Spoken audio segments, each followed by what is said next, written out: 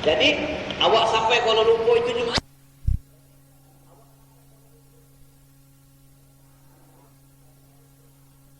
حدثنا علي بن عبد الله قال حدثنا الوليد بن مسلم قال حدثنا يزيد بن ابي مريم قال حدثنا عباية بن رفاعة قال ادركني ابو عبس وانا اذهب الى الجمعة فقال سمعت النبي صلى الله عليه وسلم يقول من اغترت قدماه في سبيل الله حرمه الله على النار.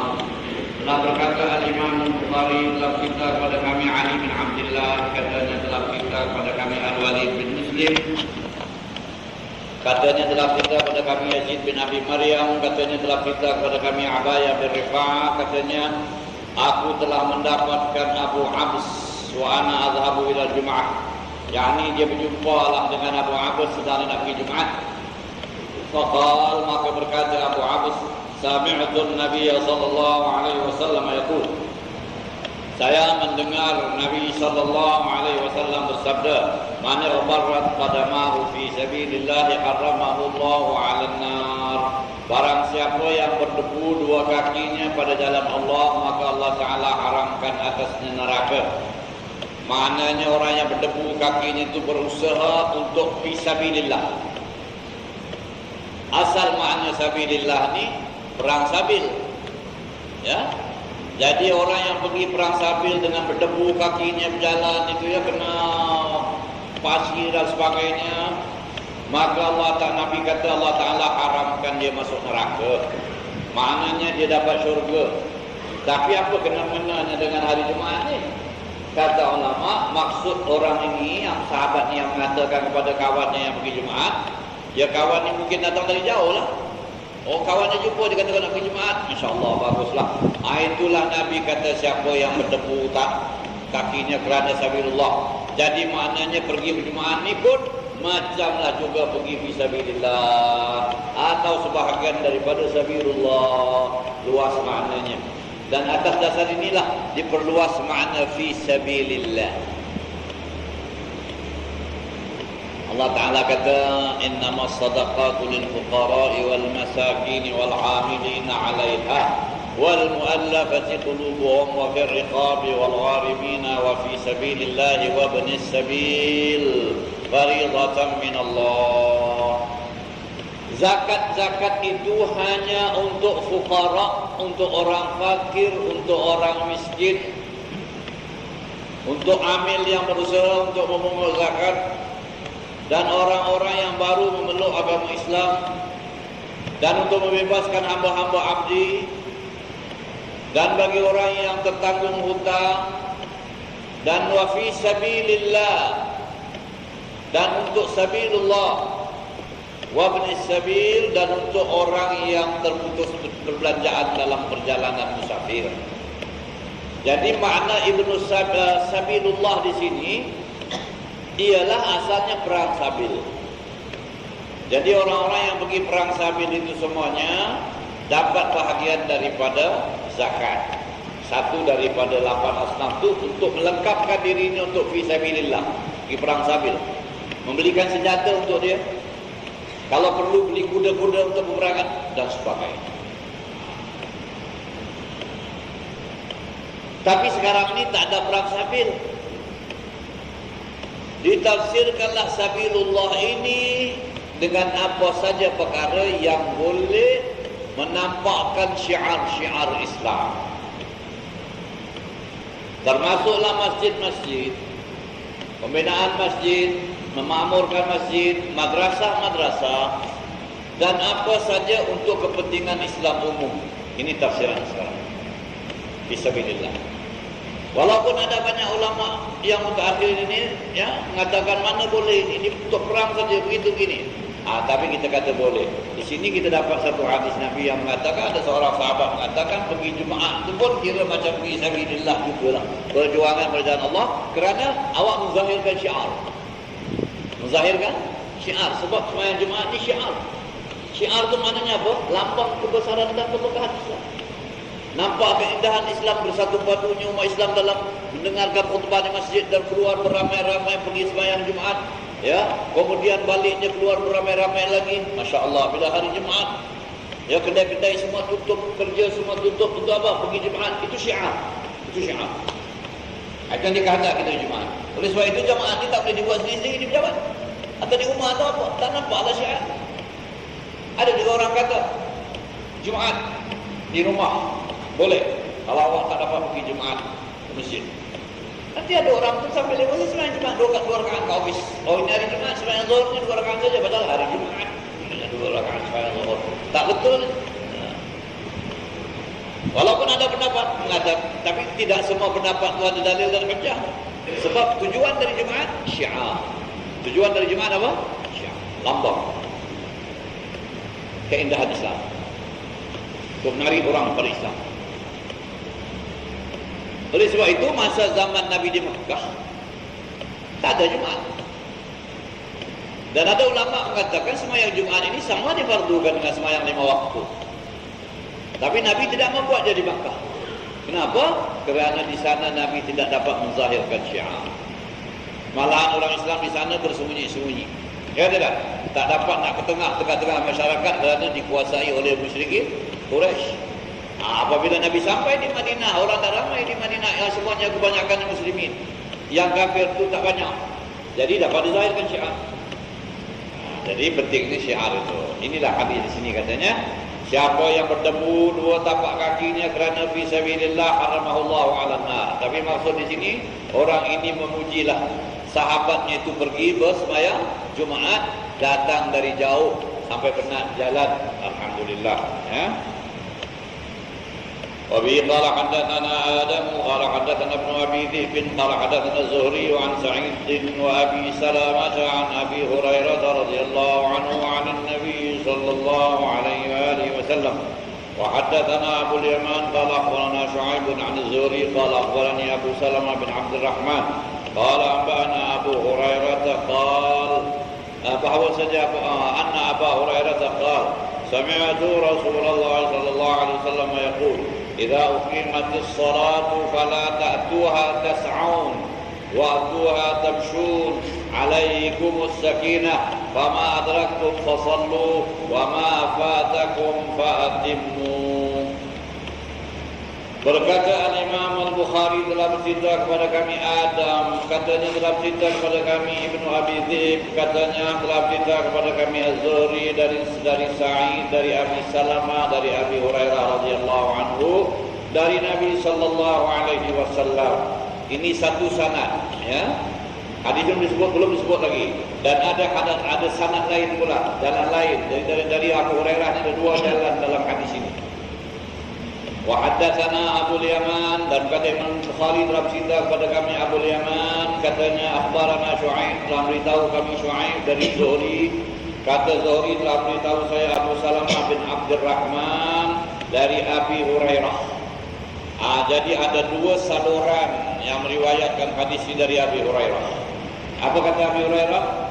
Sami'tu Rasulullah sallallahu alaihi wasallam yaqul, saya telah mendengar Rasulullah sallallahu alaihi wasallam bersabda, "Idza uqimatis shalah," apabila didirikan sembahyang, fala ta'tuha tas'un, jangan kamu mendatangi sembahyang itu dengan tas'un, yakni bersaing. Maknanya cepat-cepat. Itu adalah kata. Jadi maknanya katalah sebagai contoh, awak di depan sana awak nampak sekarang sudah kamat, sudah berdiri orang sembahyang, awak pun berlari. Jangan, kata Nabi, fala tas'un.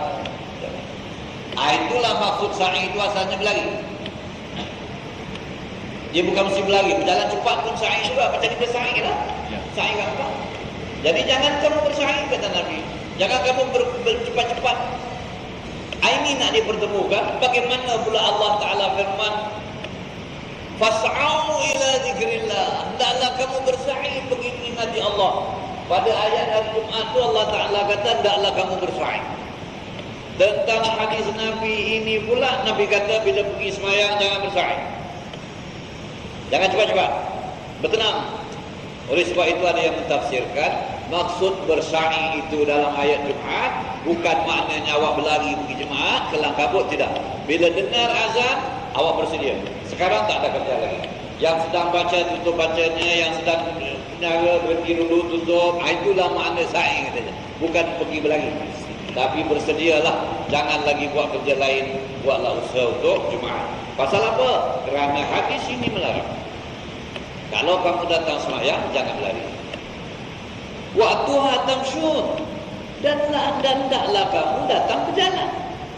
Tamsyun, tamsyun, jalan. Tamsyun itu sikit berbeza dengan tas'aun. Tas'aun itu artinya cepat-cepat.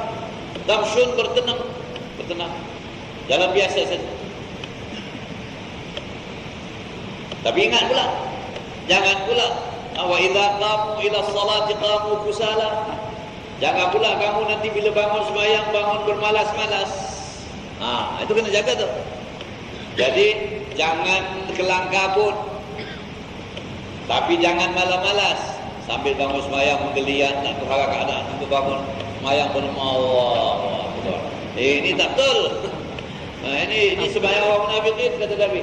Wala ya'tuna as-salata illa wa hum kusala, dan mereka tidak menunaikan sembahyang dalam keadaan malas. Ini orang munafikin. Berat benar dengan sembahyang tu. Jadi ini maksudnya bersederhana, jangan kelang kabut dan jangan bermalas-malas. Bersederhanalah kamu untuk mengerjakan salat itu. Itu peraturannya, ya dia. Bersegera, bersedia, jangan lagi. Tuhan tersyur. Alaikumus sakinah, dan taklah kamu bertenang, kata Nabi sallallahu alaihi wasallam. Tenang. Fama adraktum fasallu. Mana yang kamu dapat sembahyang. Wa ma fatakum fa'timu. Mana yang terlepas, sambung dia. Oleh sebab itu jangan nak mendapatkan takbiratul ihram mesti kata-kata. Dia nak mendapatkan rukuk sama-sama imam tu, kita pun berkejar-kejar. Allahu Akbar, nak dapat satu rakaat. Jangan. Itu ada larangan. Makruh itu. Jadi bermakna fas'au ila zikrillah, hendaklah kamu bersedia setelah masuk waktu untuk pergi Jumaat. Ya, malahan elok sekali kalau kita bersedia dari pagi hari Jumaat, sudah bersedia pakaian Jumaat apa semua, kita bersedia untuk mandi Jumaat dan sebagainya. Maknanya kita berhimmahlah untuk pergi sembahyang Jumaat, dan ingatkan dalam kepala kita, khairu yaumin tara'at fihi syamsu yaumul Jumaat. Hari yang paling baik bila naik matahari padanya dalam seminggu itu ialah hari Jumaat. Hari yang baik. Hari kita menghadap pada Allah Subhanahu wa taala dalam perkumpulan orang ramai ini, ya. Dan dikatakan Jumaat itu hajjul fuqara wa 'idul masakin, ya. Haji bagi orang-orang fakir dan hari raya bagi orang-orang miskin. Maknanya orang yang tak dapat pergi haji apa semua itu kerana kefakiran dia, itu Jumaat itu kira haji bagi dia. Alhamdulillah, setiap minggu dia boleh pergi. Tak payah pakai duit-duit apa-apa lagi. Wa'idul masakin, dan hari raya bagi orang miskin. Sebab orang kaya ni bila hari raya macam-macam dah, dia beli makan itu semua kan. Orang-orang yang miskin ni hari Jumaat itu cukuplah hari raya bagi dia. Ya, maknanya dia pergi semayang beramai-ramai apa semua. Kalau ada rezeki lebih, alhamdulillah, syukur kepada Allah. Wa bihi qala haddatsana Amr bin Ali qala haddatsana Abu Qutaybah qala haddatsana Ali bin al-Mubarak an Yahya bin Abi Katsir an Abdullah bin Abi Qatadah la a'lamu illa an Abi. Dan kata Imam Al-Bukhari dalam cerita kepada kami Amr bin Ali, katanya dalam cerita kepada kami Abu Qutaybah, katanya telah bercerita kepada kami Ali bin Mubarak daripada Yahya bin Abi Katsir dari Abdullah bin Abi Qatadah, katanya saya tak tahu melainkan dengan dari jalan ayahnya. Maknanya ini riwayat lagi satu dengan sanad-sanad orang inilah, ya. Maknanya hadis yang sama di atas itu diriwayatkan oleh orang yang sanadnya di bawah ini. Babun la yufarraqu baina itsnaini yaumul jumu'ah yaumal jumu'ah. Babun la yufarraqu baina itsnaini yaumal jumu'ah. Ini satu bab, jangan diperbezakan atau dipisahkan antara dua orang pada hari Jumaat. Yani kita ini bila pergi Jumaat sampai di masjid, ada tempat kosong, ada dua orang yang memang duduk sebelah-sebelah rapat, dan mungkin dia dua orang sahabat. Kita datang, kita kata awak tepi sikit, kita pecahkan antara dua orang, kita duduk tengah-tengah. Itu tak boleh, makruh. makruh itu. Bahkan kalau orang tu tak reda boleh jadi haram. Kata dia kawan duduk sebelah-sebelah, awak datang dulu di tengah. Tapi kalau ada jarak boleh masuk tak apa. Ini memang tak boleh masuk. Tapi awak minta tepi sikit, saya nak masuk juga. Ini bukan adab dalam sebagai jemaah. Itu dilarang. Itu satu. Dan termasuk bahagian ini, awak suruh satu orang tu bangun. Belakang. Awak datang, awak suruh belakang.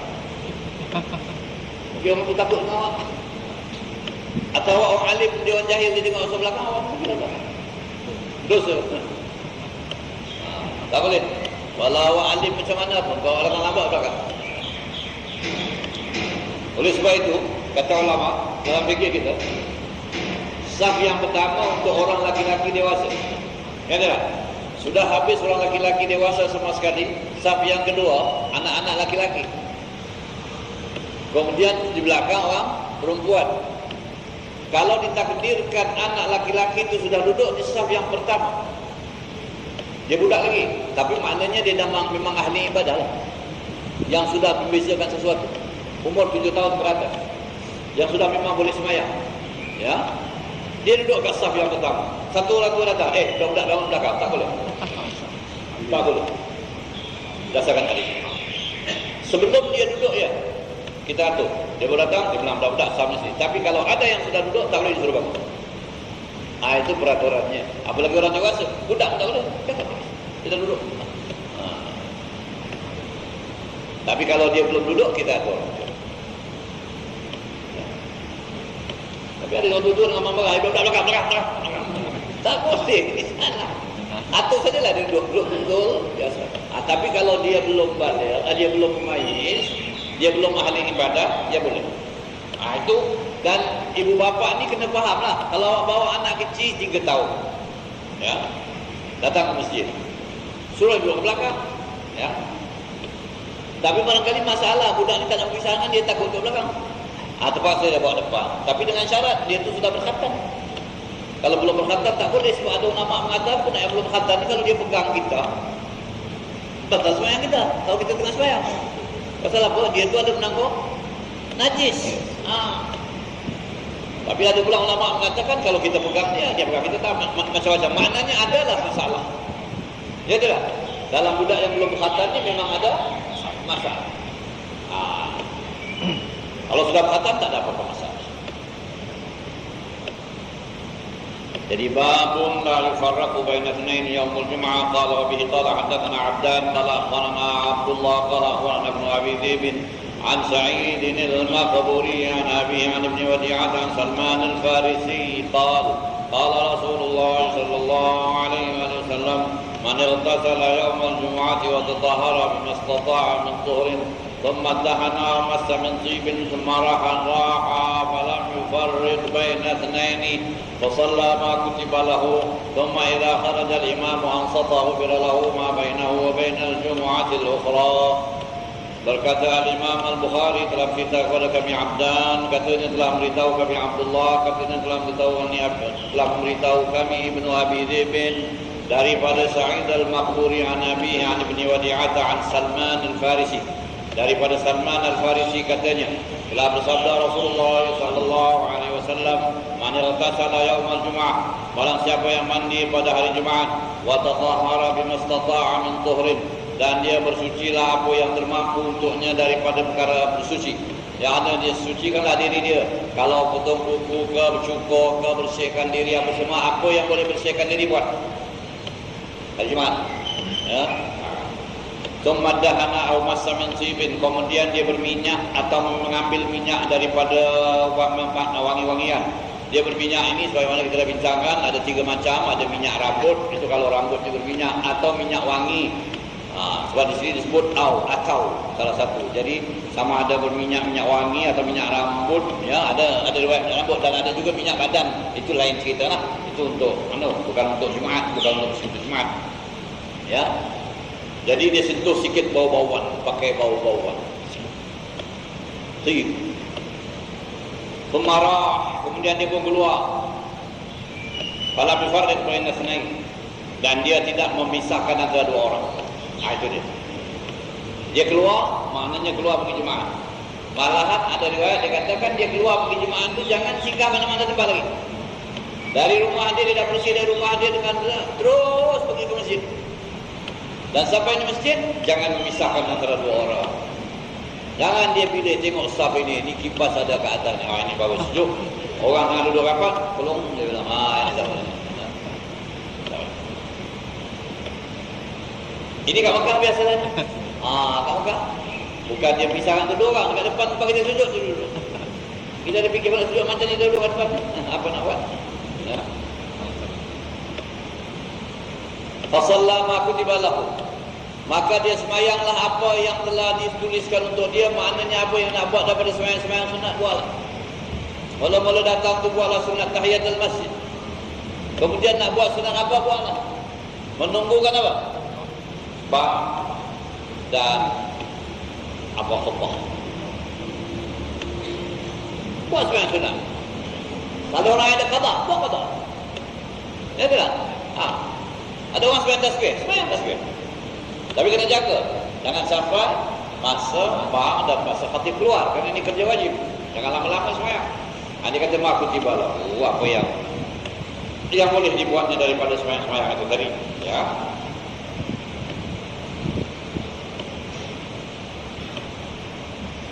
Fasal. Summa idza kharaja al-imam, kemudian apabila imam keluar ansata. Dia pun mendengar. Imam keluar maknanya imam terus naik mimbar, imam kata assalamualaikum warahmatullahi wabarakatuh. Sekarang senyap. Yang ada tasbih simpan tasbih.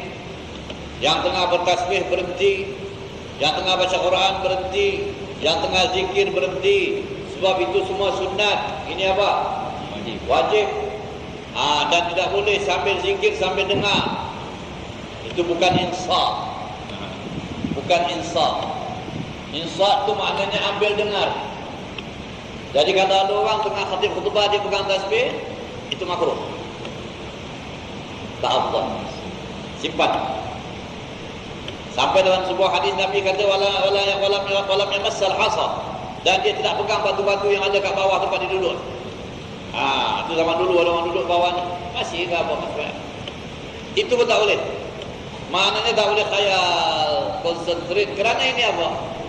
Sebahagian daripada salat. Khutbah ni sebahagian daripada salat. Ada riwayat wal khutbatani fiha maqamu raka'ataini min adh-dhuhr. 2 rakaat itu seperti 2 khutbah itu seperti 2 rakaat zuhur.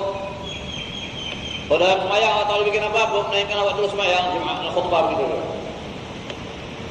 Dan ulama mengatakan tafsiran wa idza quri'al qur'anu fastami'u lahu wa ansitu la'allakum turhamun.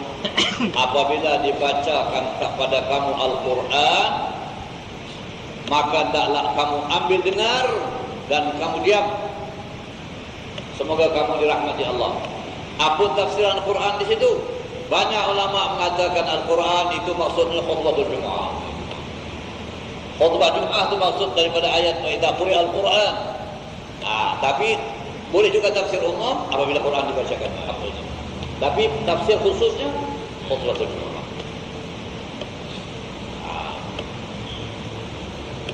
Baik, summa idza kharaja al-imam wa ansata, dan apabila keluar imam hendaklah dia insat, dia ambil dengar, dia jaga betul-betul. Ghufira lahu ma bainahu wa bainal jum'atil ukhra, diampunkan bagi dia dari Jumaat ini sampai Jumaat depan. 1 minggu punya dosa terampun, dosa-dosa kecil.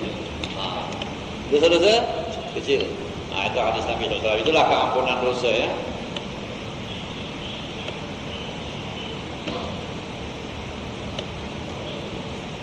Babun la yuqimu rajulu akhahu yawmal jum'ati wa yaq'udu makanahu. Ini bab yang menerangkan jangan seseorang bangunkan saudaranya hari Jumaat dari tempat duduknya lalu duduk tempat itu. Tadi kita cakap lagi sebenarnya hadis. Ini khusus untuk bangun.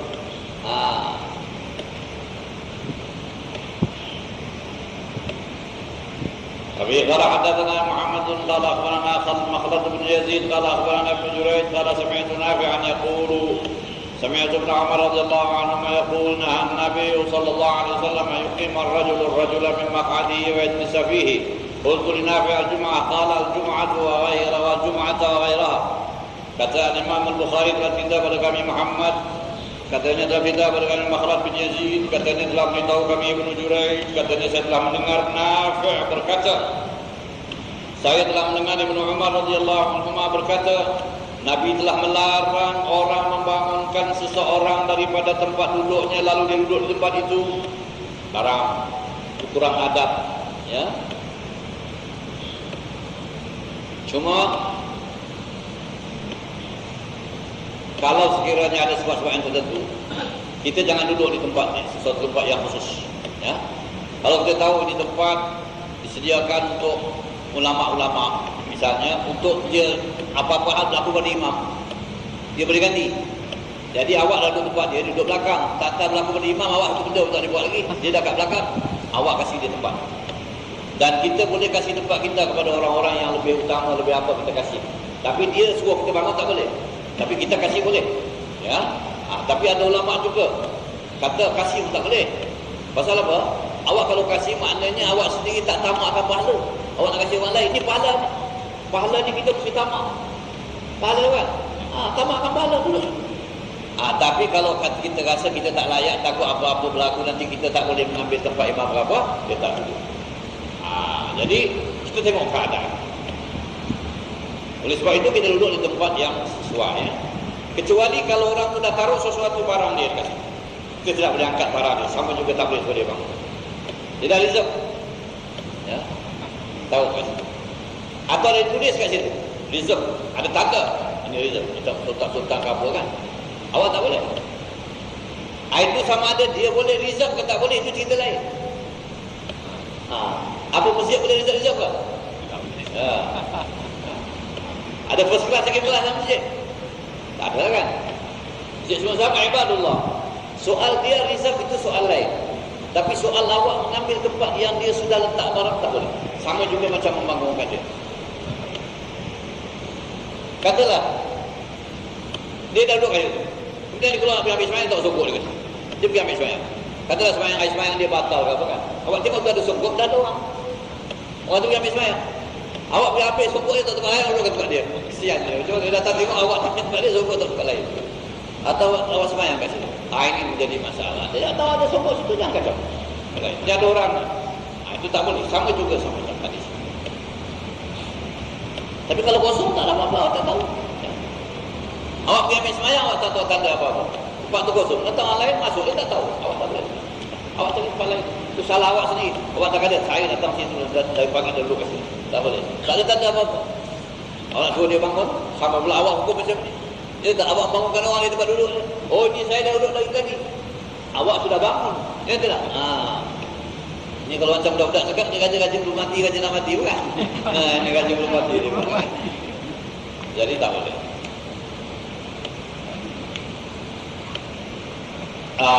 Nahan Nabi SAW itu marrajul-rajulah min mangani wa yajlisu fihi.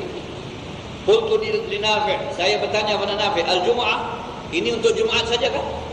Hukum ini untuk sembahyang Jumaat saja kan? Qala al-Jum'atu sembahyang Jumaat dan lain sembahyang. Atas sembahyang zuhur, atas sembahyang tarawih, atas sembahyang raya. Tak boleh dibangunkan orang dari tempat duduknya yang dia sudah duduk di situ. Kerana dalam masjid ini siapa yang dulu lah. Itulah hukumnya. Saya fikir sampai sini cukup.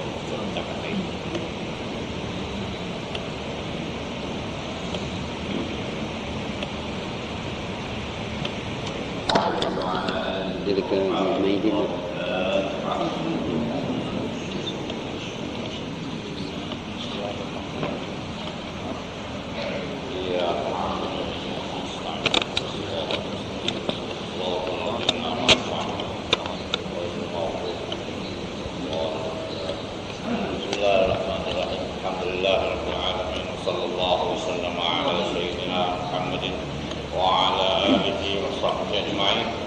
Alhamdulillah, selamat bertemu dalam pengajian kita pada pagi ini.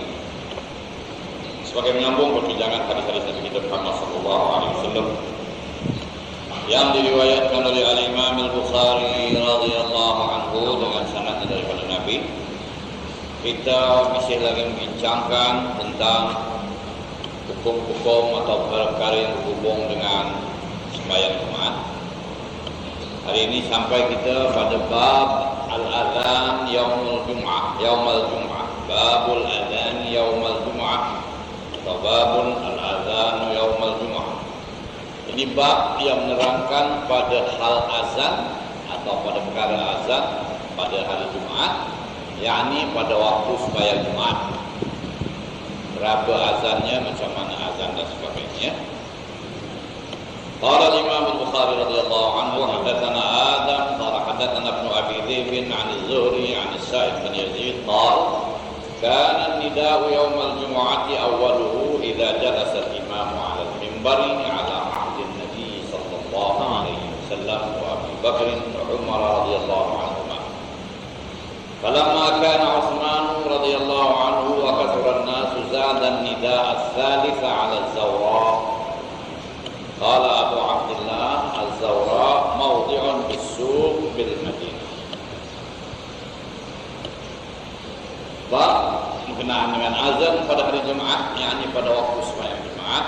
Kata Al-Imam Al-Bukhari dalam cerita kepada kami Adam, katanya dalam cerita kepada kami Ibnu Abi Dzib daripada Az-Zuhri, daripada Sa'id bin Yazid, katanya adalah seruan azan pada hari Jumaat pada permulaannya ialah apabila imam duduk di atas mimbar. Di zaman Nabi SAW, di zaman Abu Bakar dan di zaman Umar radhiyallahu anhu.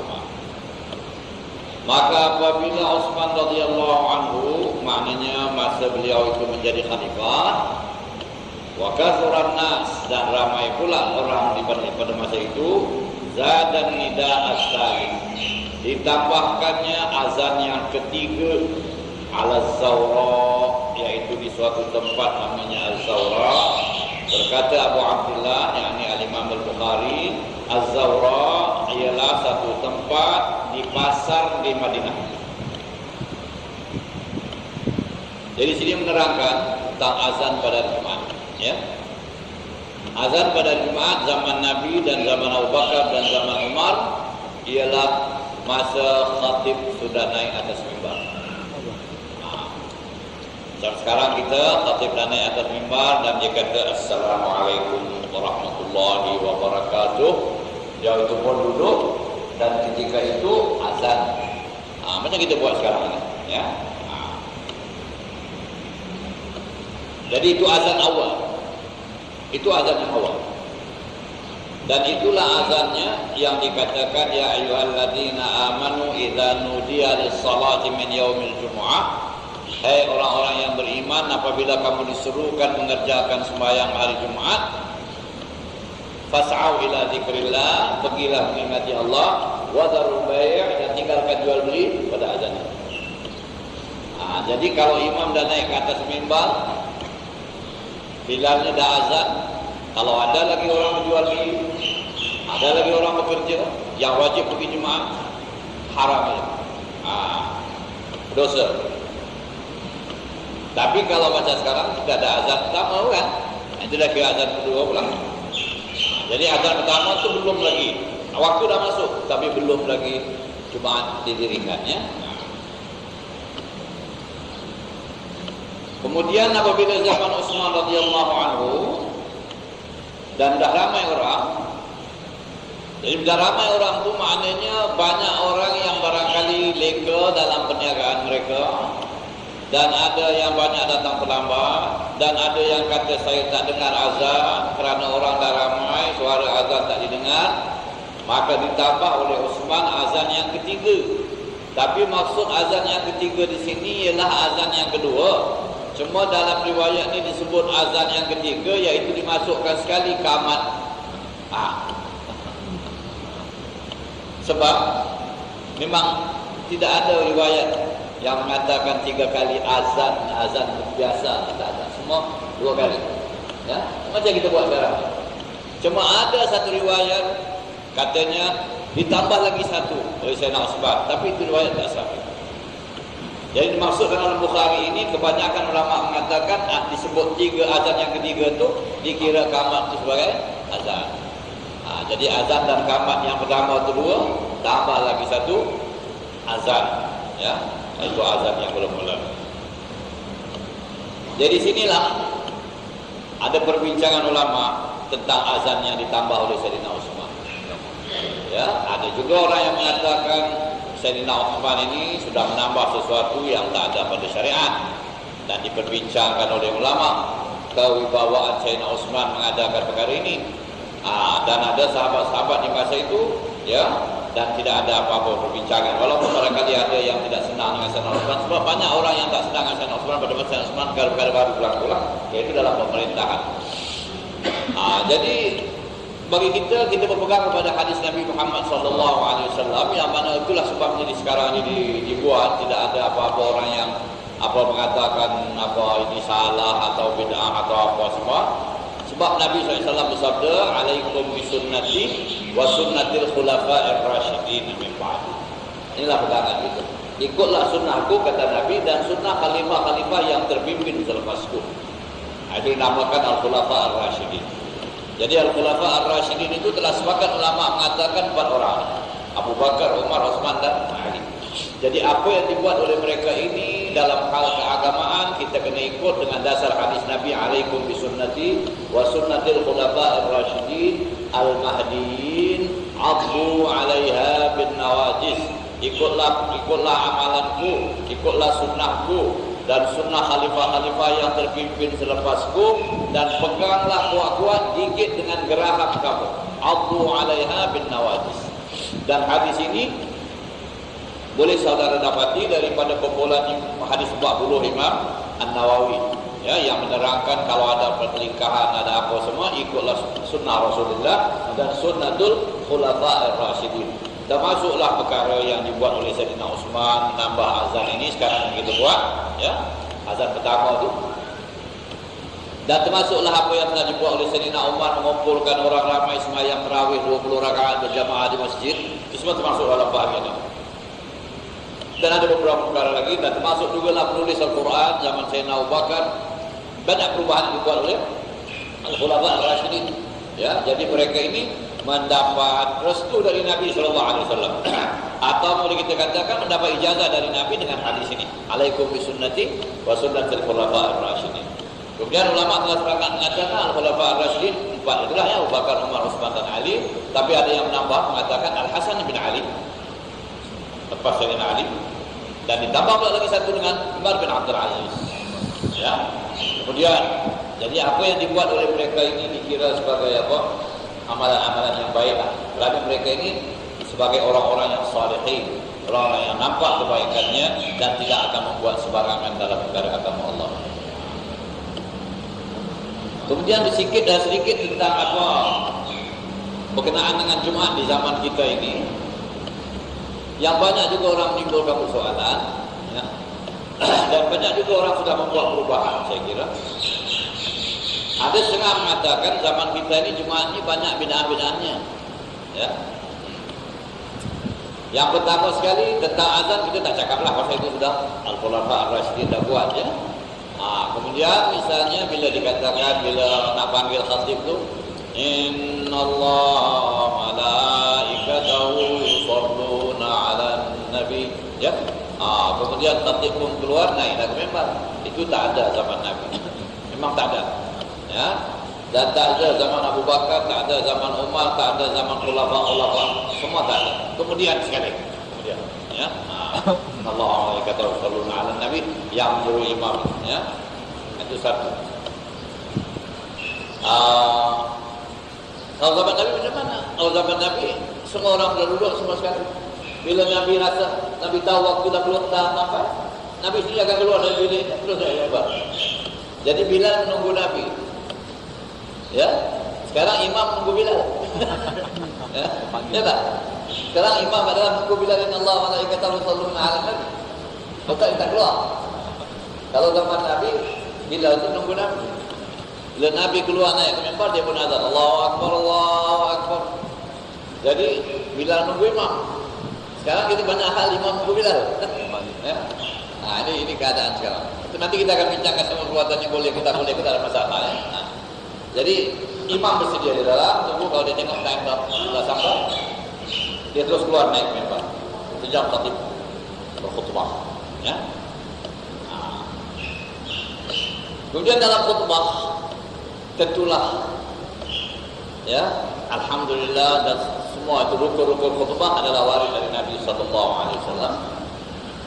Dan isi khutbah memang kita bebas, Islam tidak menetapkan apa yang patut dicakapkan selain dari beberapa perkara yang memang sudah menjadi amalan Nabi. Alhamdulillah, Allahumma salli ala Muhammad, selawat atas Nabi itu dan memang ada, dan taqwa Allah, ya, usikum wa nafsi bi taqwa Allah, ya, dan memang ada, itu jadi rukun. Dalam mazhab kita Syafi'i rukun. Ada juga ulama-ulama yang mengatakan itu hanya mengikut sunnah Nabi. Ikut sunnah Nabi. Nabi buat gitu. Isi khutbah macam biasa. Dan sebagaimana yang telah diriwayatkan bahawa Nabi SAW yaksurul khutbah al-jumu'ah, memendekkan khutbah Jumaat. Sembahyang Nabi lebih panjang dari khutbah. Wa kana sallallahu alaihi wasallam yutilu as-salata wa yaqsuru al-khutbah al-jumu'iyah. Ini Imam Ghazali meriwayatkan adalah Rasulullah SAW itu memanjangkan sembahyangnya dan memendekkan khutbah Jumaatnya. Jadi sembahyang lebih lama. Tapi kalau kita tadi khutbah panjang-panjang, sembahyang pendek. Okay. Banyak yang tak ikut sunnah, memang betul kita akui. Ya. Tapi keadaan memerlukan. Kita ambil sejarah Sayyidina Utsman, ya tak? Apa sebab itu? Keadaan memerlukan. Orang kita ni nak kena banyak nasihat. Kalau zaman Nabi itu orang semua lebih baik betul. Ini mau panjang-panjang nasihat. Ya. Dah panjang nasihat, khutbah kita sembahyang kita pendek lah. Pasal apa Nabi kerja? Ini semua kita boleh tawil saja lah. Ya. Kemudian dalam khutbah yang pertama, khutbah yang kedua kita juga baca ayat Quran dan sebagainya. Tapi sekarang yang khutbah yang kedua disebut Sayyidina Abu Bakar, Umar, Utsman, Ali, Sayyidina Al-Hasan, Al-Husain, macam-macam lagi. Itu zaman Nabi tak ada. Ya. Tapi dibuat selepas itu. Pasal apa? Itu juga mengandungi nasihat. Kenapa? Kerana orang ramai di masa-masa yang mutaakhir, selepas zaman sahabat, sudah ada yang mengkritik sahabat dan sampai zaman kita. Sudah ada yang bercakap tentang sahabat dan sebagainya. Jadi kita pertekankan kepada umat kelebihan orang ini, ditarathikan dalam khutbah, peringatan. Dan dulu satu masa ada juga orang yang dah tak ambil berat ni. Sebut nama-nama sahabat dan khalifah ni semua. Tapi sekarang dah mula orang ambil berat balik. Dia timbul masalah. Orang-orang yang menentang sahabat, yang mengatakan sahabat begitu, sahabat begini bukan, nak jual mazhab mereka itu. Ada yang kritik sahabat-sahabat, dia dipertekankan balik. Dipertekankan balik nama sahabat itu disebut. Dan kenapa pula disebut Sayyidina Hasan, Husain, Fatimah? Untuk menerangkan kepada orang ramai, jangan orang fikir yang kita ni orang-orang ahli sunnah wal jamaah ni tidak menghormati keluarga Rasulullah SAW, tidak menghargai keluarga Rasulullah. Kita sebut. Itu semuanya khutbah ini ada sedikit bau-bau politik. Itu di masa itu. Dan dari apa didoakan raja-raja, sultan-sultan, khalifah-khalifah yang merintah. Itu daripada zaman kemudian lepas zaman sahabat. Ya. Zaman Sayyidina Umar tak pernah disebutnya Khalifah Abu Bakar punya nama ke apa, tak ada. Tak ada. Lepas kemudian itu pasal dia nak menguatkan kedudukan apa? Kedudukan pemerintahan mereka. Jadi campur politik. Dan khutbah ini memanglah sebagai khutbah nasihat kepada umat dan juga sebagai perkara politik itu masalah umat. Masalah umat. Ya. Memang tempatnya lah mimbar ini, tapi kena dijaga lah. Ya, jangan sampai dan membuat politik kotor. Biar politik bersih. Doakan umat Islam, doakan pemimpin Islam, ya. Doakan orang-orang yang berjasa terhadap Islam apa semua boleh, tak ada apa-apa. Itu apa menimbulkan semangat supaya orang menjaga, menghormati. Tapi ada juga orang yang komplain yang didoa ni kadang-kadang semua yang tak semua mau juga keadaannya. Ya, tapi kalau by law kita tak boleh bikin apa-apa lagi. Kita imam bawakan gaji itu sudah kawan. Ini banyak kasih kita tahu apa. Banyak perkara. Dan di sana ada satu doa yang dari dulu sampai sekarang tak pernah ditinggalkan doa itu. Tapi ada juga khatib yang tak ambil berat doa. Allahumma la taj'al li ahadin minhum fi 'unuqina dhulama wa najjina bi hubbihim min ahwali yawm al-qiyamah. Itu setelah kita menyebut nama sahabat-sahabat Nabi dan sebagainya. Allahumma la taj'al fi unuqina Allahumma la taj'al fi qulubina fi unuqina ghulama. Ya Allah, maksudnya janganlah Engkau letakkan sebarang beban atas pundak kami yang menjadi beban bagi kami. Ini maknanya kalau kita ada menyentuh pada sahabat, mengata-ngata sahabat dan sebagainya, ya Allah, Engkau lepaskanlah kami dari dosa itu. Ini juga ada ceritanya. Sebab bila terbunuhnya Sayyidina Utsman bin Affan di Madinah,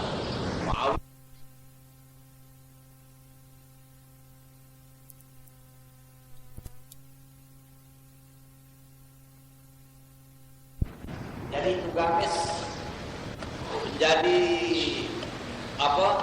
satu alat untuk menimbulkan kemarahan umat. Jadi itu gamis diantar orang dari Madinah ke Damsyik. Dibawa orang ke Damsyik, diberikan kepada Muawiyah bin Abi Sufyan yang menjadi khalifah, yang menjadi governor pada masa itu di situ. Yang menjadi khalifah. Cerita ini panjanglah kerajaan Bani Umayyah ni. Beliau ni ambil ini gamis letak di mimbar sakut. Inilah antara orang-orang yang menganiaya khalifah dan sebagainya, apa semua disuruh orang ramai supaya kita berjuang pertahankan khilafah. Kita menentang Sayyidina Ali bin Abi Thalib. Kerana Sayyidina Ali naik jadi khalifah di Madinah. Ini dia. Dan disitulah Sayyidina Ali dimaki kemudian, ya, dicaci maki dalam khutbah. Jadi mereka menuduh kononnya Sayyidina Ali terlibat dalam perkara ini. Naudzubillah. Berapa lama ini dibuat di Damsyik? Siapa yang menghapuskan ini? Khalifah Bani Umayyah yang ke-8, Umar bin Abdul Aziz radhiyallahu anhu. Dia yang menyiarkan. Tidak ada lagi pembagian terhadap Ali. Dan dialah orang yang mengatakan, yang menyuruh kita menyebut innallaha ya'muru bil 'adli wal ihsan wa ita'i dzil qurba wa yanha 'anil fahsya'i wal munkari wal baghi ya'izukum la'allakum tadhakkarun. Ini ayat Quran. Diletakkan di akhir khutbah sampai sekarang apa pakai? Ibadallah, innallaha ya'muru bil 'adli wal ihsan. Hai sekalian hamba Allah, sesungguhnya Allah menyuruh berlaku adil dan buat ihsan. Wa yanha 'anil fahsya'i wal munkari wal baghi, dan dilarangnya melakukan kekejian, kemungkaran dan pendurhakaan terhadap khalifah. Al-baghi itu asal makna al-baghi, pendurhakaan terhadap khalifah. Yanha 'anil fahsya'i wal munkari wal baghi ya'izukum, dia menasihatkan kamu, yakni Allah.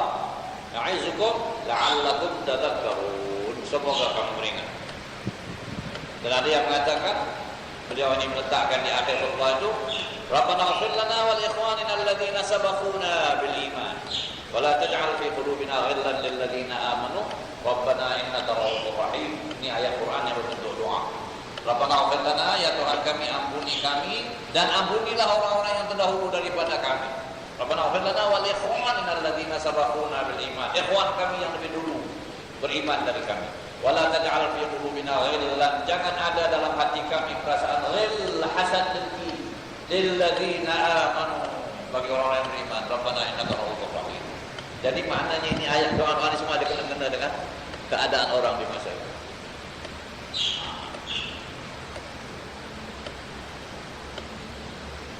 Jadi orang yang datang kemudian berdoa, Allah, ya Allah, janganlah Engkau letakkan atas pundak kami beban, ya, yang akan merusakkan kami di hari kiamat nanti. Ini semua kita akan ditanya. Orang-orang yang maki para sahabat, yang mengata-ngata sahabat, mengkritik sahabat, di akhirat akan ditanya, apa hak engkau? Kau siapa? Ya Allah, janganlah Engkau jadikan kita terlibat dalam perkara-perkara yang macam ini. Rabbana la taj'al li ahadin minhum fi 'unuqina dhulama. Ini sahabat kalau datang menuntut, Abu Bakar datang menuntut kepada kita, kalau bagi yang Allah pasal. Di akhirat nanti kayak. Dan Utsman dan Umar radhiyallahu anhu. Ya, jadi kita kena niat baik. Wa najjina, dan selamatkan kami bihubbihim, dengan sebab cinta kepada mereka, min ahwali yaumil qiyamah, daripada huru-hara hari kiamat. Ya, dengan sebab cinta pada Nabi, cinta pada sahabat Nabi, cinta pada keluarga Nabi, kita akan selamat di akhirat, dapat syafaat mereka. Kalau kita benci pada mereka, kita akan dapat pahala saja. Naudzubillah. Sebab itu katanya satu daripada perkara yang perlu untuk kesempurnaan cinta kita kepada Nabi. Sebab Nabi kata, cinta kamu kepada Allah, ya, kerana Allah yang menciptakan kamu, yang menjadikan kamu, dan cinta kamu kepada Nabi kamu kerana cinta pada Allah. Sebab Nabi Muhammad dicintai Allah. Kemudian kita juga mencintai siapa yang dicintai oleh Nabi. Kalau Sayyidina Utsman bin Affan radhiyallahu anhu, ini memang jadi bahan celaan orang-orang setengah yang bertahap lain lah, ya. Kita tak payah sebut nama mazhab apa, kita semua tahu lah. Nabi Muhammad ini mencintai Sayyidina Utsman, menantu dia. Dua anak Nabi dia kahwin. Pertama Ruqayyah, mati Ruqayyah, Ummi Kalsum ganti, mati Ummi Kalsum. Nabi kata, ya Utsman, kalau kita ada anak perempuan lagi, kita kahwinkan lagi dengan kamu, tapi tak ada lagi. Itu cinta Nabi SAW. Jadi kalau kita benci dengan Sayyidina Utsman, atau marah, atau kata Sayyidina Utsman, atau tuduh Sayyidina Utsman dan sebagainya, walaupun Sayyidina Utsman ada kesilapan tertentu sebagai manusia biasa, bukan? Tapi sampai membenci, memusuhi dan sebagainya, dengan itu percintaan Nabi SAW. Dan juga sahabat-sahabat yang lain, Nabi yang lain. Nabi cinta pada sahabatnya, Nabi cinta pada keluarganya, Nabi cinta pada alim ulama, Nabi cinta pada orang salihin, Nabi cinta pada fuqara dan masakin, orang fakir miskin. Itu kecintaan Nabi sallallahu alaihi wasallam. Oleh sebab itu orang yang salihin, apa yang dicintai oleh Nabi, itu mereka cintai kerana cinta Nabi. Orang-orang yang mencintai keluarga Nabi, mencintai ulama, apa sebab pasal apa? Nabi cinta Nabi. Ikut Nabi. Nabi suka pada mereka, Nabi sayang pada mereka. Tak betul lah kalau kita kata kita cintakan, katalah satu orang, saya cintakan sahabat saya, ini kawan baik saya cintakan dia. Tapi anak dia saya bulas telinganya, pukul, ini apa saya cinta? Oh, saya cintakan Nabi, tapi anak cucu dia tak cinta, tak betul. Sebab ini orang kalau tahu, kau cintakan aku, anak cucu aku, anak aku, kau pula, kau betul, kau sebenarnya apa yang cinta dia? Ya? Ini penyakit manusia sekarang. Oleh sebab itu ulama-ulama dan sebagainya orang yang tahu mencintai. Dia kata dia cintakan Nabi, tapi dia maki sahabat-sahabat Nabi. Itu Nabi akan marah. Jadi sebab dalam khutbah disebut, ya, peringatan. Dulu ada khutbah-khutbah sebut. Ada Nabi Isa, ada raja-raja Turki. Dulu Turki ini memerintah seluruh Islam, negara Islam. Satu masa, Empire Ottoman. Ottoman Empire. Sultan yang pernah besar sekali, yang dikira adalah Sultan Salih sebelum Kamal Atatürk, Sultan Abdul Hamid. Sultan Abdul Hamid, Sultan yang akhir bagi kerajaan Turki. Lepas itu jadi republik. Sultan Abdul Hamid ini dalam khutbah itu dicap orang khutbah nama dia ada. Abdul Hamid Al-Khatan Ibn Al-Khatan Sultan Abdul Hamid. Tapi malangnya lepas Sultan Abdul Hamid dah tak ada berapa tahun, orang masih baca lagi Sultan Abdul Hamid. Dah mati orang ni, sudah apa lagi nak cerita, dah tak ada lah. Jadi ada orang pakai sampai sekarang. Dari bawah. Lepas itu, itulah nama-nama Sultan dimasukkan di situ, yang berdoa gitu. Supaya apa nama? Dan dulu kita tahulah yang berkhutbah itu pihak pemerintah, khutbah sultan juga khutbah, ya. Jadi itu dikira apa? Isi khutbah. Kemudian juga antara dua khutbah, ya, duduk antara dua khutbah, khatib duduk, itu sunnah, akan datang hadisnya. Tapi yang dibaca, Allahumma salli wa sallim وزد وبارك وتفضل وأنعم على سيدنا محمد ورضي الله تعالى عن كل الصحابة أجمعين. Ini baru kita ada, zaman Nabi ada.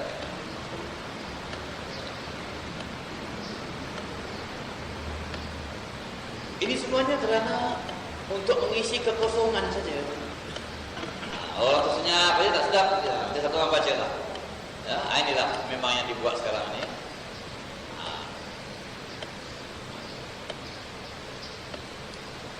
Jadi yang dibuat ni apa nak kita hukumkan? Kita kata bid'ah lah. Mana yang bid'ah lah.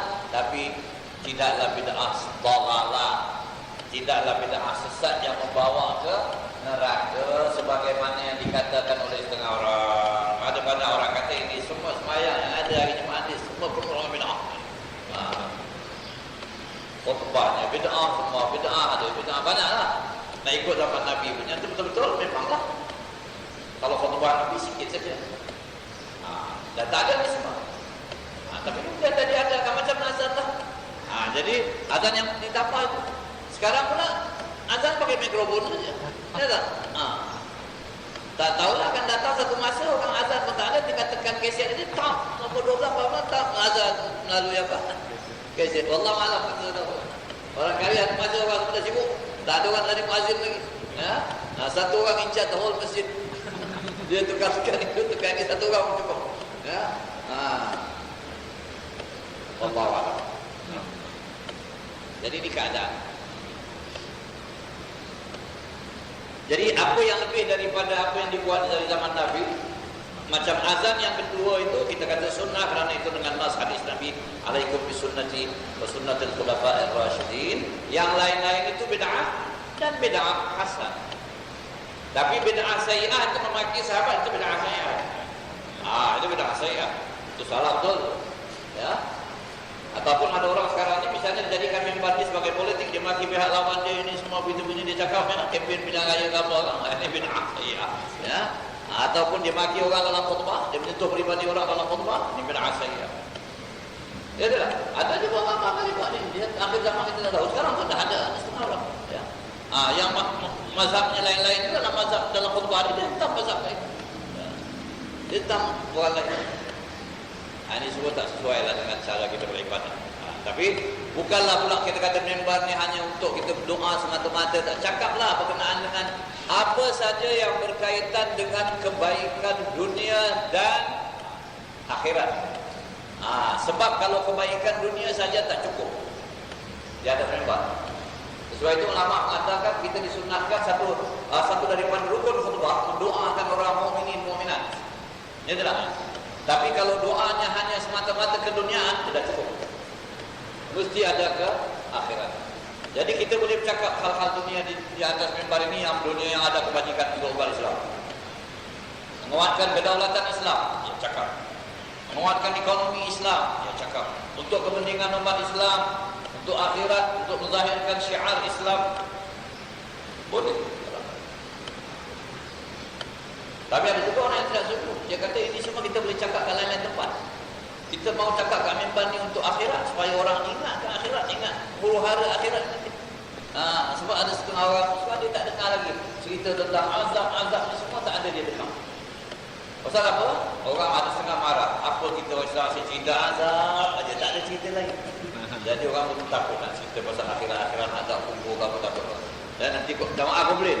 Jadi kita hidup dalam dunia ditakut-takutkan sangat. Tapi kalau dah tak ditakut-takutkan pun dia tak pernah mendengar, tak takut pula dia. Jadi kenalah khatib itu memainkan peranan. Ada masa-masa dia membawa jemaah kepada ingatkan akhirat. Ingat mati. Ada masa-masa dia tengok ini jemaah dah khusyuk benar, asyik nangis saja. Ya, ingatkan sikitlah tentang keadaan dunia. Ya, supaya ada beres. Jadi itulah maksud azan yang ketiga tu ya. Jadi azan yang ketiga maknanya azan yang kedua yang kita buat sekarang. Jadi apa sebab disebut tiga? Kerana dimasukkan di situ kapan itu.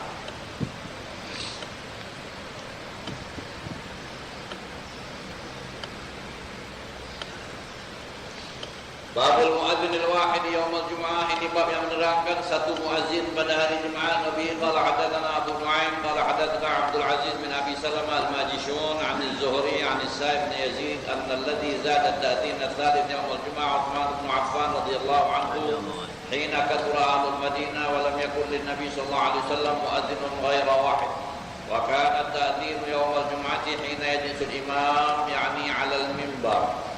Kata Al-Imam Al-Bukhari telah cerita kepada kami Abu Nu'aim, katanya telah cerita kepada kami Abdul Aziz bin Abi Salamah Al-Majishun dari Az-Zuhri dari Sa'ib bin Yazid bahawasanya azan yang ditambah yang menambah azan yang ketiga pada hari Jumaat ialah Uthman bin Affan radhiyallahu anhu ketika ramai sangat orang penduduk Madinah itu Dan Nabi SAW sendiri pada zamannya hanya ada muazzin seorang saja. Yang ini hari Jumaat bagi Nabi satu muazzin. Tapi bagi Sayyidina Utsman dua muazzin. Muazzin yang di depan mimbar lain daripada muazzin yang azan yang awal. Ya, baik. Dan adalah azan di zaman Nabi SAW itu ialah ketika imam duduk atas mimbar. Ketika imam duduk, yakni imam duduk atas mimbar. Jadi maknanya bila imam itu datang, dia naik, dia tidaklah terus Assalamualaikum warahmatullahi wabarakatuh, Alhamdulillah, tak ada. Assalamualaikum warahmatullahi wabarakatuh, duduk sekejap, azan. Pas azan baru Alhamdulillah, tak terus. Ya. Tapi khutbah hari raya boleh terus.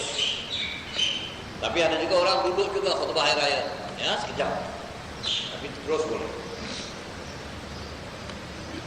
Dan juga ada orang menimbulkan masalah. Kita bila berhadapan dengan orang ramai, kita nak bercakap apa, kita beri salam lah kan. Mana tempat beri salam ni? Mula-mula sekali kah? Atau macam sekarang trendnya, urusi majlis dah disebut ramai-ramai orang sekali sidang hadirat, Assalamualaikum warahmatullahi wabarakatuh. Itu baru dia salam. Ini satu apa kita kata ya, satu model lah, satu cara. Boleh juga. Tapi kalau orang tanya mana afdal, kalau kita kata ikut Nabi, Nabi mula-mula sekali bila berhadapan, Assalamualaikum warahmatullahi wabarakatuh. Itu pertama. Kemudian baru Alhamdulillahirabbil alamin. Wassalatu wassalamu ala asyrafil anbiya'i wal mursalin sayyidina Muhammadin wa ala alihi wa sahbihi ajma'in.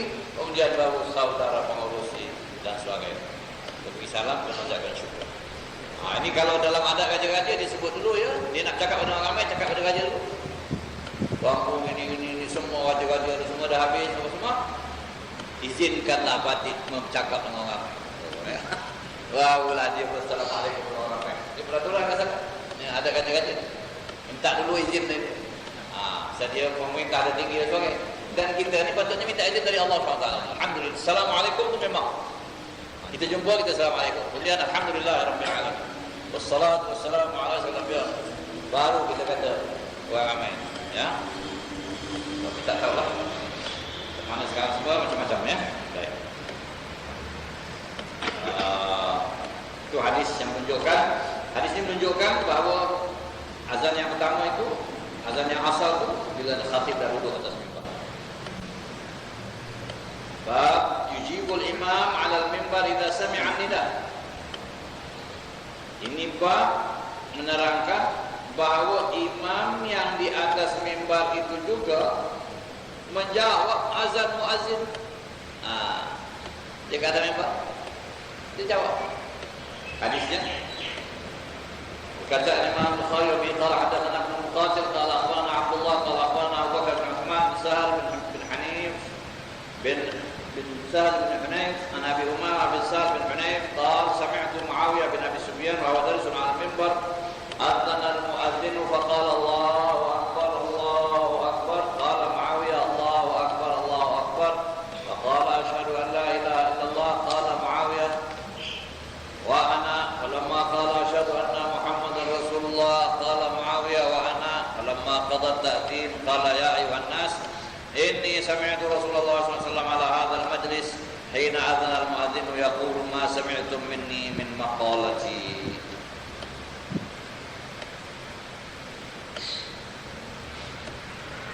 Bab menjawab imam di atas mimbar seruan azan.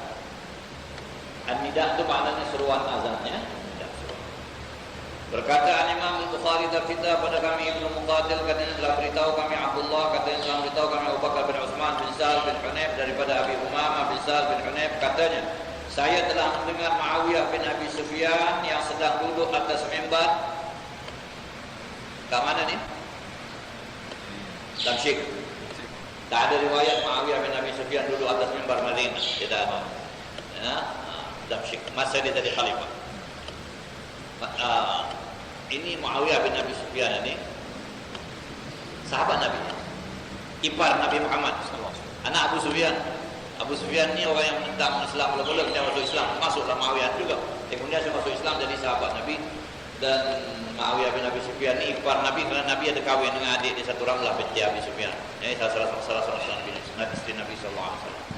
Beliau ini dilantik menjadi governor di Damsyik. Bila Islam masuk ke Damsyik dan dapat ditakluk Damsyik itu, dia jadi governor di sana. 20 tahun jadi governor. Kemudian di zaman Sayyidina Utsman, dalam masalah pertelingkahan sampai Sayyidina Utsman terbunuh, beliau ini mengisytiharkan dirinya khalifah dan disokong oleh orang Damsyik. 20 tahun lepas jadi khalifah. Dia mati umur 81 tahun atau 86 tahun gitu. 80 lebih. Jadi 20 tahun jadi governor, 20 tahun jadi khalifah. Dia khalifah memang biasalah berkhutbah di atas mimbar. Itu satu daripada cara zaman pemerintahan Islam dulu. Ini dia duduk atas mimbar. Apa kata dia mendengar apa orang ini kata, saya mendengar Muawiyah di atas mimbar menjawab bila kata muazzin Allahu akbar, kata Muawiyah Allahu akbar. Jadi orang bawah ni dengar. Ya. Kemudian faqala asyhadu an la ilaha illallah, Muawiyah kata wa ana. Maknanya wa ana asyhadu an la ilaha illallah.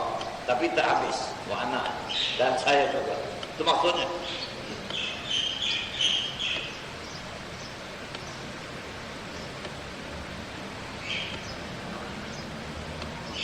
Kemudian muazzin kata asyhadu anna Muhammadar Rasulullah, qala Muawiyah wa ana. Falamma qada ta'zin, apabila bila muazzin kata asyhadu anna Muhammadar Rasulullah, Muawiyah kata saya juga menyaksikan. Maka apabila setelah selesai azan, dia berkata atas mimbar itu juga dia beritahu kepada orang ramai, ya ayuhan nas, hai sekalian manusia, hai orang ramai, inni sami'tu Rasulullah sallallahu ala hadzal majlis hina adzana al-muadzin yaqulu ma sami'tum minni min maqalati. Sesungguhnya aku mendengar Rasulullah SAW di atas duduk di atas tempat yang semacam ini ketika muazzin berazan mengatakan sesuatu yang kamu dengar daripada aku. Jadi maknanya begitulah dia dengar Rasulullah SAW masa di atas mimbar menjawab muazzin. Jadi kataan wa ana di situ tidak disambung dengan wa asyhadu. Itulah yang dimaksudkan bahawa apa yang jawab Nabi begitu. Tapi kita tidak disunatkan gitu. Kita asyhadu anna Muhammadar Rasulullah, kata imam, kata Bilal, kita berkata asyhadu anna Muhammadar Rasulullah. Asyhadu an la ilaha illallah, kita berjawab asyhadu an la ilaha illallah. Tapi kata Muawiyah, saya pakai wa ana saja. Saya dengar Nabi cakap begitu. Ini hadis Bukhari. Ya. Dan di sini tidak ada apa-apa komik dalam perkara ini. Semua keterangannya wa ana asyhadu. Ya. Tapi menjawab apa namanya azan itu memang sunnahnya. Bagi yang mendengar dan bagi yang di atas mimbar. Kemudian timbul masalah. Ada orang-orang mengatakan tidak sunnah. Pasal apa? Mengambil daripada apa yang dikatakan idza sa'idal khatibu 'alal mimbar fala yatakallamanna ahadukum wa man takallama faqad lagha wa man lagha falaki mu'adzar. Apabila khatib dah naik atas mimbar, jangan salah seorang antara kamu berkata-kata. Maka siapa yang berkata-kata laghalah dia, dan siapa yang lagha apabila tak ada jemaah bagi dia. Lagha itu maknanya sia-sia, kotor. Pasal berkata-kata. Ada yang mengatakan itu masuk berkata-kata. Jadi azan itu senyap saja. Biar muadzin azan dan senyap, tak disambut oleh jemaah. Tapi ini bukan mazhab kita, dan begini banyak ulama mengatakan bahawa kalau orang berdoa dalam masa khutbah tidak amin. Tapi ada pendapat yang mengatakan tak boleh amin. Ya. Dan imam yang kata innallaha wa malaikatahu yusholluna 'alan nabi ya ayyuhalladzina amanu shallu 'alaihi wa sallimu taslima. Kita semua selawat kan? Ada yang mengatakan tak boleh. Mazhab Hanafi memang tak boleh. Kenapa tak boleh? Ini seru kepada kita selawat atas Nabi. Katanya berpegang kepada umum hadis. Yang pertama sekali pegang pada ayat Quran, wa idza quri'al Quran fastami'u lahu. Ini ada hukumnya khutbah Jumat. Ini khutbah jemaah. Kamu mesti diam. Dikuatkan pula dengan hadis mengatakan kalau khatib dan naik atas mimbar, diam. Jadi diam, semua diam. Tak ada amin, doa, tak ada selawat, tak ada apa. Ini pandangan Imam Abi Hanifah. Umum. Tapi pandangan mazhab Syafi'i yang dikatakan jangan berkata-kata, jangan bercakap itu yang tak ada kena-mena dengan khutbah. Tapi kalau disebut selawat, dia selawat. Kalau doa, amin. Sebab itu semua ada hubungan dengan khutbah dan itu semua dikira doa. Lagi tambah pula kita. Sayyidina Abi Bakr As-Siddiq radhiyallahu anhu. Ya. Yang ada kata dia ini apa? Yang heran kita ni. Ada setengah orang. Bila imam kata, Inna Allah wa malaikatahu yusalluna ala nabi ya ayyuhalladzina amanu sallu alaihi wa sallimu taslima. Sikit orang yang selawat tau, suara tak kuat tau. Bila Sayyidina Abi Bakr As-Siddiq radhiyallahu anhu, ramai pula kuat, lebih kuat suara radhiyallahu anhu daripada selawat Nabi. Ya. Ini satu. Kemudian dia sampai Sayyidina Ali bin Abi Talib habis radhiyallahu anhu. Dan disebut Sayyidina Hasan wal Husain senyap. Hasan Husain Abbas, Hamzah, Sayyidatina Fatimah, istri Nabi, semua dah senyap lagi kan? Ini pun satu masalah. Tapi kalau tengok di Malaysia ada di mana-mana ada tu. Tapi orang ramai tidak, itu Bilal tugas saja. Ya, bila disebut selawat memang diselawat. Allahumma salli wa sallim wa barik alaihi. Bila disebut Sayyidina Abi Bakr As-Siddiq radhiyallahu anhu, Abu Bakar, Umar, Utsman, Ali, sampai pula Sayyidina Al-Hasan wal Husain radhiyallahu anhuma wa an azwaji ummatil mu'minin radhiyallahu anhunna. Semua disebut tu. Abbas, Hamzah al-Abbas radhiyallahu anhuma. Anda disebut nama sultan. Khalladallahu mulkahu wa 'azzamahu wa ridwan. Ada doa untuk sultan pula. Ya, semoga Allah Taala mengekalkan kerajaannya dan memuliakan jodoh. Ya. Terus sampai akhir si Bilal ini dengan bacaannya. Kalau pernah hadir di negara jiran Indonesia kita itu memang gitu. Ramai pun gitu. Jadi ada yang mengatakan tidak ada apa-apa sebut, dan ada setengah orang, ada setengah masyarakat melarang. Ada orang bila dah ikut sekarang ni. Dia kata tidak boleh. Itu bukan mazhab Syafi'i. Mazhab Hanafi. Mazhab Syafi'i kita boleh, selawat itu semua boleh. Yang tak boleh itu cakap dengan kawan sebelah cakap buat dunia ke buat apa atau komen Halimah ke apa ya. Itu tak boleh. Tapi selawat boleh, doa boleh, amin boleh, radhiyallahu anhu boleh. Tidak termasuk dalam arti kata Allah. Itu mazhab. Ya.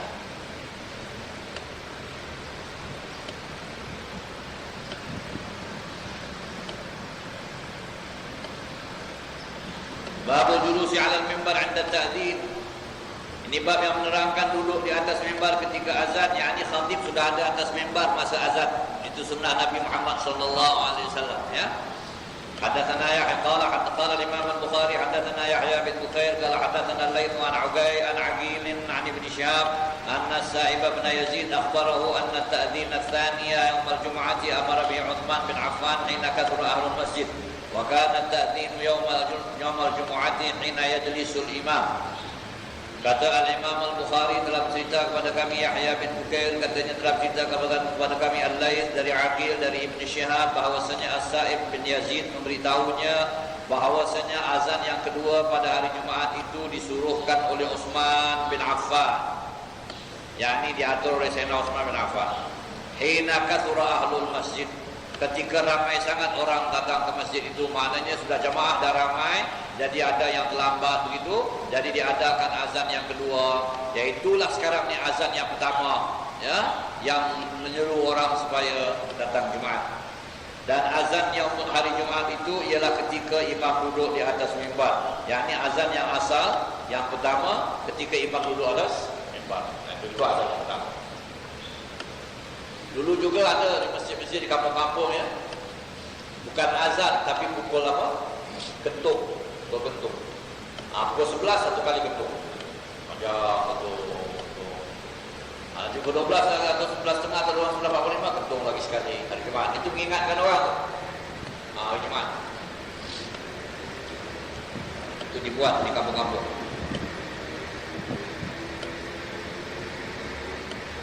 Bab ta'dzin 'inda khutbah. Ini bab azan ketika sedang berkhutbah, ya. Yani ketika imam naik khutbah.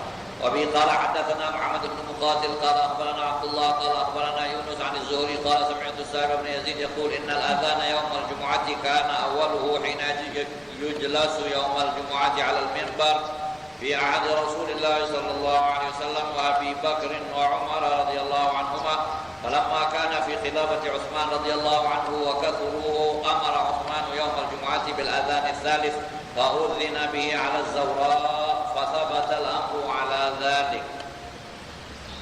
Berkata Al-Imam Al-Bukhari telah berita kepada kami Muhammad bin Muqatil, katanya telah beritahu kami Abdullah, katanya telah beritahu kami Yunus dari Zuhri, yang berkata saya telah mendengar Sa'ib bin Yazid berkata bahawasanya azan pada hari Jumaat pada permulaannya ialah ketika imam sudah duduk atas mimbar. Itulah pada masa Rasulullah SAW, masa Abu Bakar, masa Umar radhiyallahu anhu. Tetapi apabila Sayyidina Utsman menjadi khalifah dan orang pun sudah ramai, Utsman memerintahkan hari Jumaat diadakan azan yang ketiga. Azan yang ketiga, tapi maksudnya azan yang kedua. Jangan salah faham. Azan yang ketiga maksudnya azan yang kedua, iaitu dikira azan qamat dan azan lagi satu. Azan dan qamat itu kira dua. Fa'udzina bihi 'ala az-zawra, maka diazankanlah di tempat namanya Zawra, iaitu satu tempat dekat pasar. Sudah diterangkan, ya. Fasabatal amru 'ala zalik, maka tetaplah perkara itu sampai sekarang ini begitu, sampai kata keterangan selesai. Dan sampai hari ini kita, ya tidak? Daripada zaman Sayyidina Utsman sampai hari ini azan kita begitulah, ya. Sebelum Jumaat, sebelum naik ke mimbar azan. Itu azan yang pertama sekarang ini. Kemudian imam naik ke mimbar azan lagi sekali. Itu azan yang kedua kata kita. Tapi itulah azan yang pertama di zaman Nabi Muhammad SAW, tak ada azan lain. Dan azan yang kedua apa? Qamat itulah. Bila dah habis khutbah, qamat untuk sembahyang. Itulah saja. Jadi ini sunnah khalifah yang kita buat. Babul khutbati 'ala al-minbar. Qala Anas radhiyallahu anhu khataba an-nabiy sallallahu alaihi wasallam 'ala al-minbar. Bab khutbah atas mimbar. Ini perkara mimbar pula hari Jumaat, ya. Khutbah atas mimbar. Dan berkata Anas radhiyallahu anhu bahwasanya Nabi sallallahu alaihi wasallam berkhutbah atas mimbar. Zaman Nabi ada dibuat mimbar, itu ceritanya akan datang. Wa bihi qala hadatsana Qutaibah qala hadatsana Yaqub bin Abdurrahman bin Muhammad bin Abdullah bin Abdul Qari al-Qurashi al-Iskandarani قال حدثنا أبو حازم بن دينار أن رجالا أتوا سهل بن سعد الساعدي وقد امتروا في المنبر مما عوده فسألوه عن ذلك فقال والله إني لأعرف مما هو ولقد رأيته أول يوم وضع وأول يوم جلس عليه رسول الله صلى الله عليه وسلم أرسل رسول الله صلى الله عليه وسلم إلى فلانة امرأة من الأنصار قد سماها سهل مري غلامك النجار أن يعمل لي أعوادا أنس عليهن إذا كلمت الناس فأمرته فعملها من طرفاء الغابة ثم جاء بها فأرسلت إلى رسول الله صلى الله عليه وسلم فأمر بها فوضعت ها هنا ثم رأيت رسول الله صلى الله عليه وسلم صلى عليها وكبر وهو عليها ثم ركع وهو عليها ثم نزل القهقرى فسجد في أصل المنبر ثم عاد فلما فرغ أقبل على الناس وقال أيها الناس إنما صنعت هذا لتأتموا بي ولتعلموا صلاتي. Ini awal cerita mimbar, ya. Berkata Imam Al-Bukhari telah cerita kepada kami Qutaibah, katanya telah cerita kepada kami Yaqub bin Abdurrahman bin Muhammad bin Abdullah bin Abdul Qari al-Qurashi al-Iskandarani. Katanya telah bercerita kepada kami Abu Hazim bin Dinar bahawasanya ada beberapa orang datang berjumpa Sahal bin Sa'ad As-Sa'idi. Ini seorang sahabat Nabi. Dan mereka ini telah meragukan tentang perkara mimbar, telah berbalah-balah tentang perkara mimbar ini. Dari kayu apa dibuat. Jadi maknanya satu golongan orang bincang-bincang pasal mimbar Nabi. Macam mana apa semua, kayu apa, siapa yang buat, bagaimana. Mereka kata, tak usah kita bincang, kita pergi jumpa Sahal bin Sa'ad As-Sa'idi. Ini ada lagi sahabat Nabi. Tanya dia, mungkin dia tahu tentang mimbar ini. Pergi mereka berjumpa Sahal bin Sa'ad As-Sa'idi. Fasaluhu an dzalik, maka mereka bertanya kepadanya tentang mimbar itu. Faqal, maka berkata Sahal, wallahi inni la a'rifu mimma huwa. Demi Allah sesungguhnya saya tahu daripada apa itu. Ini perkataan demi Allah ini di sini kebiasaan cakap. Padahal perkara ini tak payah disumpah-sumpahkan. Ya tak? Orang bertanya kita menjawab saja. Tapi dia kata wallahi. Ini cakap Arab biasa, orang Arab yang selalu perkataan wallahi ini biasa mereka sebut. Sebab itu ada orang bertanya, ya Rasulullah, ini kita asyik wallahi ini macam mana? Adakah kena apa-apa atas kita? Maka Allah Ta'ala menjawab dengan firman-Nya, la yu'akhidhukumullahu billaghwi fi aymanikum. Allah Ta'ala tidak kira dosa bagi kamu tentang perkara lau. Lau ni artinya perkara yang tak kira, tidak merupakan sesuatu yang ditentukan, maknanya yang dimaksudkan. Fi aymanikum, tentang sumpah-sumpah kamu itu. Maknanya Tuhan tak kira itu sebagai kena kafarah kalau sebut atau apa. Macam kita bercakap, kita kata wallahi. Ya, ini wallahi ini sudah mulut orang Arab saja. Dari dulu sampai sekarang. Jadi ini namanya tidak ada kafarah apa-apa. Ini yang dimaksudkan di sini, walaupun dia bercakap sumpah, orang pun tak minta sumpah, cuma nak tahu saja. Tapi mungkin juga dia nak perkuatkan cakap dia itu.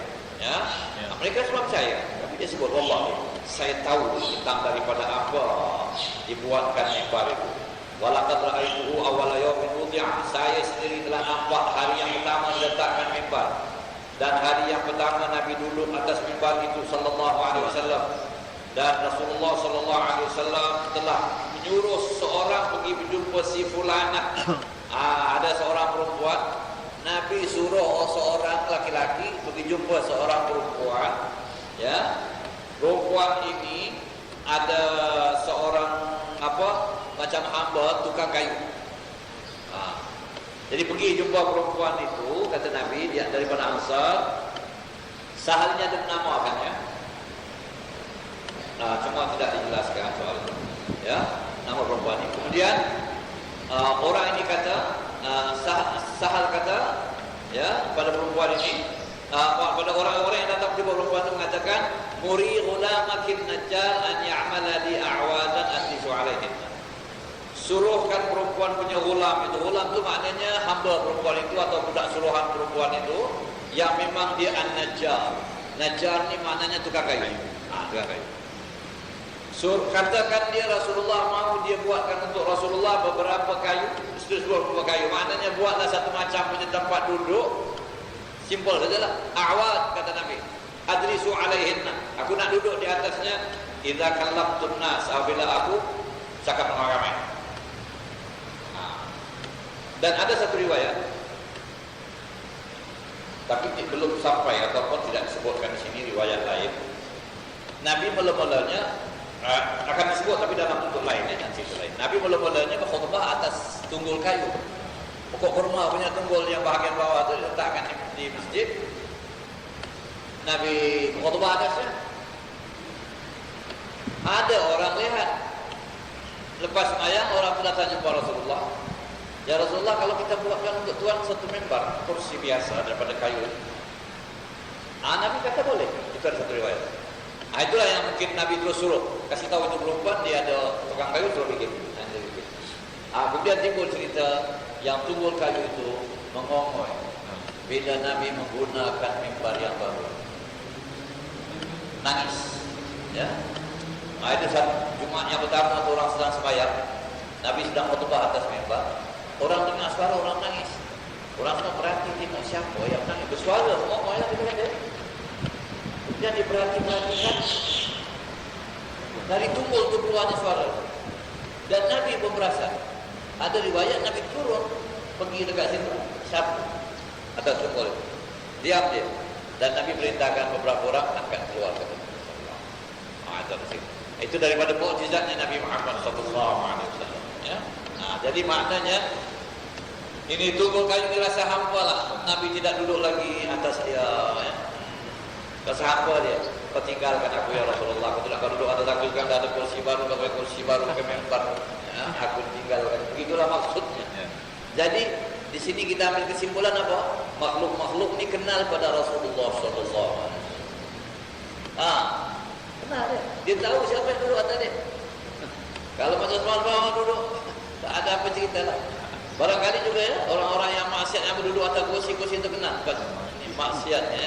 Kalau duduk atas aku nanti aku mengadu pada Allah SWT di akhirat. Kau gunakan aku untuk ya Allah. Boleh jadi lah. Pada ini. Sebab sudah sabit. Di akhirat nanti semuanya akan datang jadi apa? Saksi. Tempat-tempat dan sebagainya. Itu sebab dikatakan orang yang tidak mengingat Allah atau orang kafir yang syirik kepada Allah berjalan atas bumi Allah. Bumi Allah itu kutuk dia. Dia kata, ya Abdullah, ta'kul min ardillah wala tu'addi fardallah. Hai hamba Allah, kau makan dari bumi Allah tapi kau tak tunaikan hak Allah. Siapa yang cakap? Bumi cakap.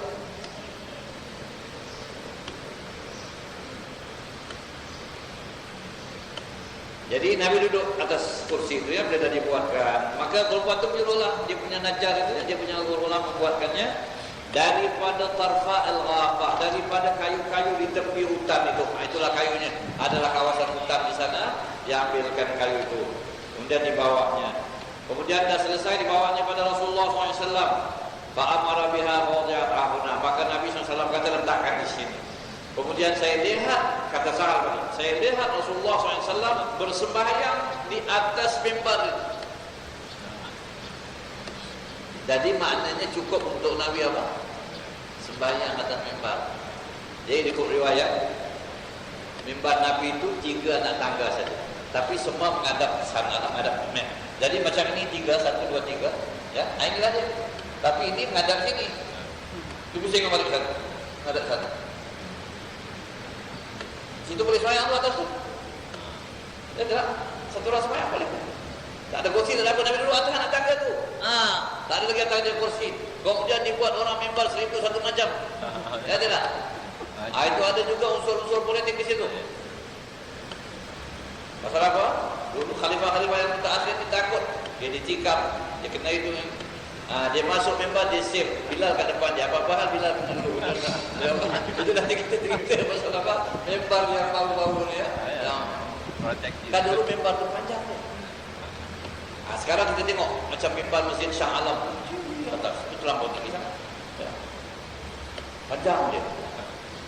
Ada pintu pula ni mimbar. Ya. Bilal ni pun tak boleh dia masuk dalam, dia kunci pintu. Itu semua zaman Muawiyah dibuat itu. Tempat kawasan protected untuk khalifah dan sebagainya. Ini keluar dari dalam, masuk ke dalam, tak jalan kat sini, bahaya. Dan sini banyak musuh-musuh. Ya, semua ada unsur-unsur politik. Sebab dua khalifah terbunuh semasa sembahyang subuh. Dan Umar dan Ali dan Osman kat rumah tu. Ini semua dalam fikiran manusia ni semua. Allah alam, ni cerita banyak. Nabi naik atas mimbar, Nabi sembahyang, Nabi rukuk di atasnya. Tidak, Nabi sembahyang di atasnya. Kemudian bila nak sujud turun Nabi, ya. Dia sujud di atas dasar mimbar. Jadi maknanya ada lagi satu kursi lah di atasnya. Tidak, di bawah dia turun. Kemudian dia naik balik untuk rukuk, untuk sembahyang terus. Jadi bergerak ni 3-4 kali bergerak ni Nabi SAW turun naik sembahyang ni. Ya, ikut hadis ini. Itu nanti kita akan bincang. Apabila selesai, Nabi kata, ayuhan nas, Nabi cakap kepada orang ramai, saya buat ini untuk kamu mengikuti saya dan kamu nak tahu macam mana sembahyang saya. Jadi dah ada mimbar ni. Kalau pada mulanya orang tak nampak belakang, orang belakang tak nampak lah, belum ada mimbar kan. Sekarang dah ada mimbar. Itu Nabi naik, Nabi sembahyang atas mimbar. Sama ada ini sembahyang memang untuk menunjukkan, maka tak timbullah pergerakan Nabi Muhammad SAW. Itu nak menunjukkan betul sembahyang. Dan ada yang mengatakan Nabi sembahyang memang sembahyang sunnah. Itu nanti kita akan bincangkan insyaAllah pada minggu depan. Dan ada lagi hadis yang berhubung dengan ini. Ada 2 minggu lagi sekarang insyaAllah. Ya, yang menutup kita insya Allah 29. Ada lagi sekali insya Allah.